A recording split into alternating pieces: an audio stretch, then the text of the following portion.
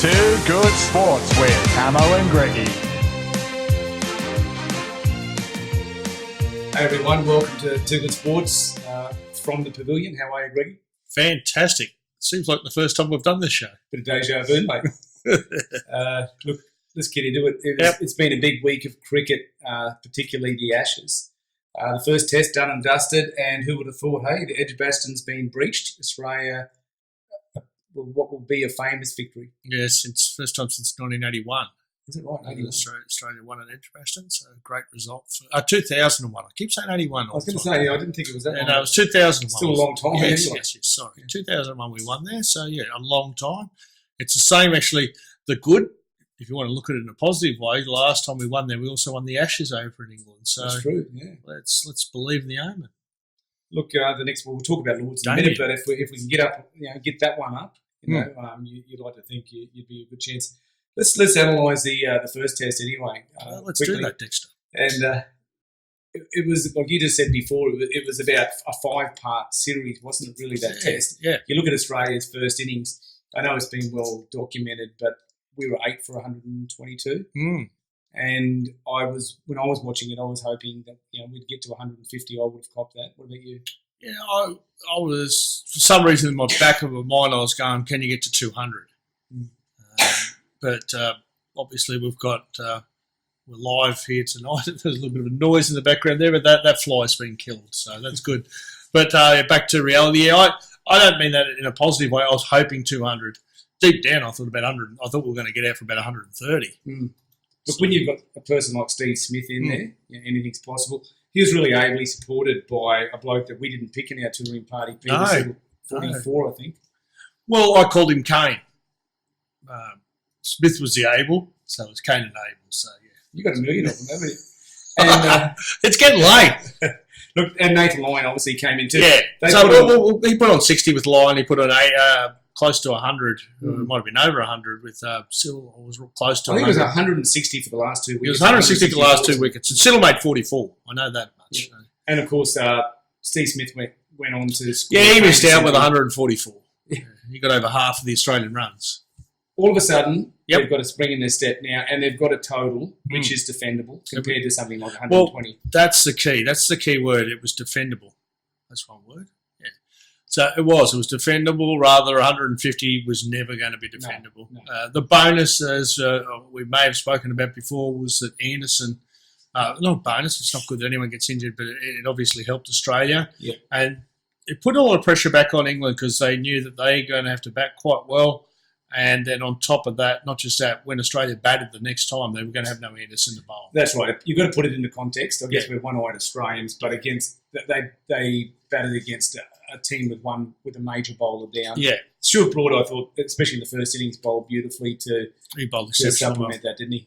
But it was more like two bowlers down when you think about it, because not only were they down Anderson, but they were down a bowler called Moeen Ali. Yeah, that was about as bad as you get from Moeen. Look, he hasn't had a great track record against Australia. No, his overall record is 48 wickets in the last 10 Test matches, which was fantastic. But again, unfortunately against Australia, not only hasn't he got wickets, he hasn't been able to score runs. Yeah. So he struggled from both the bat and the ball. And what tends to happen with an all-rounder, as far as I've seen with all-rounders, is that you don't mind so much if you're not going well. You do mind all the time, but if you're not going well with the bat, if you can back up and at least take some wickets, then your confidence is sort of there. But if you've got nothing in the wickets and nothing in the batting, as per what it is, you've got nothing. Yeah. And he's got nothing at the moment. He can't take wickets, and he's batting. Nathan Lyon's just. Kerry O'Keefe said if he was cutting his beard off and he heard a little snick, Nathan Lyons had come flying out of the beard and appeal for caught behind or something. That's how much Nathan Lyons has got on him at the moment. Yeah, look, it's they had to give him a break, I guess. Joe Root came out and said he'd be back, but what do you say? I'm surprised he's having a break from his county as well, but a lot of people support him. They have a lot better knowledge than me about that. They've sort of said he needs a break from everything. So, yeah. Look, let's have a look. We said that the Australian score was defendable. Yeah. Obviously, England ended up getting a pretty handy lead. They got a lead of 90 at one stage. I think they were 4 for 260, it looked like. It was funny because it looked like for a while there they were going to past the Australian score by with another couple of hundred at least. I thought maybe 150 lead, that they might have got. But Australia picked up 4 wickets for about 20 there, just on lunch, I think, in the third day. That put the game right back in Australia's probably even money. Yeah. The last 2 wickets sort of added another 90 for England. Well, they did in Australia, Yeah. I think Not quite as much, Broad, but yeah. not as much. Wokes and Broad gave them a 90 lead. 90 lead. Yeah. And they needed that without Anderson bowling. Without Anderson bowling, they needed that lead of that. But the Australian bowlers shared the wickets. It was really just a really good performance. Yeah, it was 3-3, 2-2. Yeah, and so it was game on, I guess. And the Australian openers came in hoping to, obviously they didn't go too well on the first dig, but the same thing happened. Yeah. It's only one test, I guess. Bancroft will need to score in He'll the need to second score. test. He'll need to score in the second test to keep Harris out. I agree. Yeah, look, Khawaja, because I think Harris got a few runs in that recent game, the tour match. Khawaja came in, got 40. He didn't get anything in the first dig, but that man again, Stephen Smith, came in. 142. 142. He was ably supported. Travis Head, made 57 or something? 51, I think. 51, sorry. Yeah. And Matthew Wade, this was a really good feel-good story, wasn't it? That he was in the outer for quite a while, Test cricket. He actually said that he probably thought he wasn't going to play Test cricket again in the post-match interview. He deserved to be back in the Test match arena after his efforts for his state and for Australia, in a lot of games. So he deserved to get back in the side. His Test average told you he didn't. It was 28, I think, leading to the Test match. But he backed it up with his form in the recent series in Australia and also for Tasmania, and he made 110. Yeah, he had a little bowl too, didn't he? He trundled, that's what I'd call it. It was a trundle. Yeah, didn't do too much damage with the ball, but it was good to see. Look, he's copped a bit of stick from a couple of Australian greats. Former selector Mark Waugh came out and questioned his selection, as did Ian Chappell. Yeah, but I like, apart from his run scoring ability, what I like about Matthew Wade is a similar situation which they did with Chris Rogers and Adam Voges in the past. They've brought him some experienced tough guys, and I think at a reasonably young side, they need that. The Travis Heads, the Marcus Harrises, those guys probably need that. We talked up Marcus Labuschagne, but we thought he might have got a game. But when you look at it, it was a smart call because you do need that experience, and another newbie mightn't have been the right answer with Bancroft and Head there as well. It was a good call, good, smart. He's a tough, like an old warrior, isn't he? He's like a $2 steak a little bit, Matthew Wade. He's been pushed from pillar to post. He has, But he just keeps battling on. And at first innings, I went, well, maybe not. And he only made 4, I think, and might have made that. But then the second dig, looked really good. Yeah, they see he's mellowed a bit too. Like he's going to Tasmania, he's enjoying his cricket. He's not wearing, he doesn't have the gloves. He's got a young family, so he's going well. Look, Australia ended up declaring 7 for 487, and they were never going to get beat from that score. And England must have been really kicking themselves, giving a couple of opportunities away. Firstly, when Australia were on their knees with the bat at 8 for 122, and when they were leading by 90. The rest of it, I guess, just went according to plan for Australia at least. Yeah. They ended up getting England out for under 150, all out for 146. Yeah, they showed no backbone, did they, England? No. If you'd seen England 8 for 200 at the end of the Test match and a draw, you would have went, they've shown a good ticker there. But Jason Roy, dismissal was terrible Test cricket. And he persisted for so long because he is an attacking batsman naturally. He was 26 off about 60 balls. And I just don't know what that was going to prove, that shot, that one shot. It was never going to do anything, was it? And it was just not a calculated shot. Some of them you can go, I get what you were doing, but in that one, no. And it didn't get any better. There was a little bit of resistance from Wokes, but really... I thought there was some good resistance from Joel Wilson in the last day in his decision-making, based on the 14 errors that they'd made in the previous 4 days. That was incredible, I think they only made 1 error. Yeah. They gave Root out, I think, even on TV. He gave Root out on the last day, LBW. Patterson, it was going down leg side. It missed the next set of 6. Yeah. How many mistakes did they make? Look, 15. We're not into bagging. No. But they made 15 errors. 15. That's incredible. He actually got the one right that I think we all thought he might have got wrong at first, was when he gave Bairstow out, caught in the gully, and it was proven to be right where it just nicked the the wristband part of the glove. Yeah. You know, nowadays, the old days was just a glove. Now you've got a wristband that goes almost all the way up your forearm, and it just nicked that. And that, to me, there's no way he could have hit that little bit, but he got it right. But unfortunately, got 15 wrong between the two of them. No. Australia won comfortably. They did, yeah. Well bowled, Nathan Lyons and Pat Cummins. They get the 10 wickets between them. Was it 6 and 4? They did. And look, the other bowlers were fantastic, but special mention for me was Peter Siddle because they played in this team that many times. Yeah. A couple of wickets were overturned, rightly so, against Peter Siddle. And I think, like we said, we didn't pick him in our squad, let alone first Test team, at the expense of Hazelwood and Cummins. Yeah. Stark. Stark. Yeah. But he was sensational, I think, and he really he wore blokes out, and then Cummins could come and take the advantage of the work that he did. Correct. So good on him. And that first innings, Dick, I know we've mentioned it, about 44, that was invaluable. I don't think Australia would have got near the 150 without that. So that's the first Test done and dusted. I know it's a long way to go. It's a 5-test series, Greggy, but what do Australia take out of that just really quickly? They got one that they may not thought they were going to get. And second to that, they got one without Stark and Hazelwood. So there's two positives because the fact is they've still got Stark and Hazelwood fresh to use at some stage in the series, and they both will be used at some stage in the series. So they've got a victory without going into the Test series. They're two key bowlers, and they've got a victory to ground that they haven't had great success at. So that's the two things I think. When's the last time the Australian team has left out two bowlers within the top 12 bowlers in the world? Yeah, cricket. So that over 400. I think it's over. Pretty sure it's over 400 Test wickets between the two of them too. Right. Look, let's have a look now. Just quickly the team lists going into the Lord's Test. Yeah. So we're here on a Wednesday night, and it's what is it? It's reasonably late into the night, but from what I can gather, there hasn't been any Test match. Just having a quick look, but from what I can gather, it's still covers are on. Yeah. Look, EP's just said no raining. There's a gap between no and raining, so it is raining. Yeah. Look, in England, who would have thought? Yep. Who would have thought? Moeen Ali has been dropped for this Test. Ooh, yep. They've brought in Leach.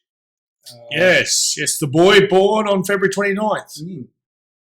That's what I'm going with. Yeah, he's got that ageing disease. He's unfortunately he's 28 years old, but I can only gather he's born in a leap year because he's got to be pushing 112. We'll have to get EP to check that one out. Check his age out, please. EP. I'm excited to see how Jofra Archer's going to go. He was a bit of a sensation at the World Cup, and obviously it's different. Different kettle fish, completely different. It is a red duke, so it'll swing a bit for him, but he's not a huge swinger of the ball. I think Australia are used to pace, so I don't think pace is necessarily going to trouble them a lot. The thing is that the one thing with him is that from what I can gather, they're going to go with Curran as well, and they're going to use Archer in small 4 or 5 over spells, I think that's a great idea. I think that's the right idea. That I would, if I was England, I think the great idea to drop Denley because he's not scoring a lot of runs anyway. Bring Sam Curran in, combat a bit as well. I know there's a bit of thing against having 14,000 all-rounders. I understand that, and I don't disagree with that. But in Archer's first Test match, I think what they've said is basically we've got to win this. They're basically saying we've got to win this Test match. Archer's going to come steaming in, bowl 4 or 5 over spells. Will it work? I think he can pick up early wickets, but I just think when he comes back in the 58th, 60th over, I don't think he's going to have the success that they may want. The key is, however, I think if he came on when Australia 8 for 122 in that last Test match, he probably could have went through them. So I think he's somebody who can fix up the tail. Yeah. Mate, what's his pace like compared to 145? So he's about the same as Stark. Yeah. I think that he's a bit deceiving because he comes off such a small. It's not a great run up, not as in distance, and he builds it all in his shoulders. So I think that I've watched a few from behind. They've shown some of the second 11 county games, and it's just climbs on you. I think that's what people get. It's on you before you sort of expect. Look, Australia's made some changes too, or look, one obvious one at the moment. Pattinson's been not dropped but rested. Yeah. It's a policy they've got at the moment. Just quickly, our EP's given us an update on Jack Leach. He said he was born on the 22nd of June, 1891. So as we predicted, he is 128 years old. Good on him. He's actually battling on pretty well, isn't he? Yeah, joking. Jack's born on the 22nd of June 1991. He's 28 years old. But some may want to look at that record. I might be 28 years old. Yes, so look, Pattinson's rested.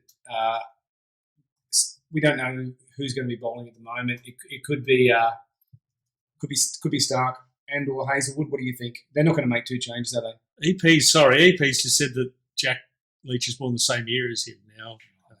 Keith's telling some fibs. Keith's telling some fibs. What do you think?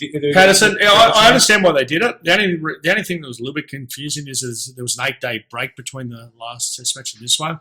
In saying that, I think they probably said they've had a look at it. I think Patterson has played a little bit at Leeds. I think it may be the next test match. I might be wrong, but I'm pretty sure it's where his dad was born and where his elder brother Darren were both born in that area. And so with that in mind and with that family tradition, and I think they've sort of thought, well, that's the test match Patterson's going to play. His dad played a test. His brother played a test match for England. Yeah. All right, let's get into, look, just very briefly, it's been mentioned in all the papers and all the news, but Steve Smith's both innings, how do you rank them alongside, modern test hundreds, Greg? They're the best two test innings that he's ever played, in my opinion. Yeah. For the fact is that he hadn't played test cricket for 15 months. It might have been longer. It was about 15 months, 16 months. Yeah. Hadn't played test cricket for 16 months. March, wasn't it? Yeah, and the importance and the bowling attack that he played against it, it's hard. We haven't had good success in England lately. Yeah. So I think it's the best two he's ever played. Getting 100 in both digs. Overall, I can't. It's a great question. Am I well asked? I can't quite. I will say this, that I think straight off the top of my head, 1984, Border might have got 100 in one dig and 98 in the other dig against the West Indies. That was over there, wasn't it? It was over there because Jeff Dujon said one big regret in life is that he didn't see Alan Border get 100 in both digs. So Border did get 100 against the greatest bowling attack of all time. He got 100 in one dig and 98. So I think that might probably rate wasn't losing. So that's take a point off for that. I'm scraping for some other great innings from an Australian. It's up there. Yeah. Look, I just quoting Steve Waugh came out and said, and he, obviously, one of the leaders in mental toughness, I guess, and he came out and said, I've never seen anyone as mentally tough as Stephen Smith or that innings that he played the other day. So coming from him, it's a big compliment, isn't it? And to think he started as a leg spin bowler that batted a bit. Batted 8. Batted 8 in the first test match against Pakistan. All right, let's get into the second test. Knowing what we know, we'll just cover the Australians, but Greg, a player to watch for you. Player to watch for me is Travis Head. Now, we decided neither of us to go for the absolute obviouses, the Smiths and the Pat Cummings and that. So I've gone for Travis Head because he got a 51 and a 36 in the first test match with both reasonable scores. I think he's got to push on now, and I think he's capable of pushing on. And if he does push on, that's fantastic for Australia because long term, he's only a young fella. Long term, he could be a future test captain for Australia, and it's a 10 to 15-year career if he can get some runs in this test match. He's only 25. Yeah.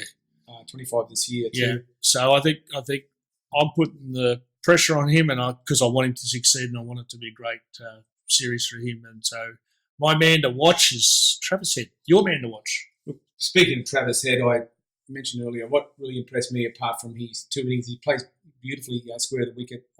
But he's a fantastic cricketer. That's the Adelaide, isn't it, coming out? Yeah, Adelaide cricket. Yeah, but he impressed me with how disappointed he was, especially in that second dig when he got out. He got 51. Yep. But you could tell that he was disappointed because it was a throw. He threw his wicket away. Yeah. So he's got a lot in him. Look, for me, it's David Warner, and I guess it's not like a Travis Head where he's a newbie by any means. He's one of our world class batsmen. Yep. Him, Khawaja, and Smith. He's got a lot to prove now. He's got a point to prove. He as did Steve Smith being banished from international cricket for all that period of time. He failed in the first innings, as did the other opener, Bancroft. He will have something to prove. He hasn't had a great record in England. No, because he tends to play a little bit in front of him. Like he's got a bigger backswing and he loves to hit the ball hard. So ball does a little bit more in England than what it does in Australia. Australian decks tend to be a bit truer. So he tends to be through his shot there, gets a little nicks, and he also sometimes can hit it to cover and point where he's through his shot a little bit early. So I think that's where he struggles. But I think you've said you're thinking and hoping that he refines his attacking prowess a little bit, at least early on. Do you think they'll do that, Greggy, like with Langer and Graham Hick, the batting coach, and obviously David Warner's a really experienced player as well? But do you think they'd be daring to temper that? I think what they do with him is they'd show him some of his dismissals and show him some of the things he does really well and get him to give them feedback on what they see. That's a good point. Yeah. And then they'll go with that rather than dictate to him after 68 tests what they think he should do. They'll show him and they'll give him some pointers and then sort of say, what do you think, David? And then they'll guide around that rather than guide him, if you know what I mean. Sure, yeah.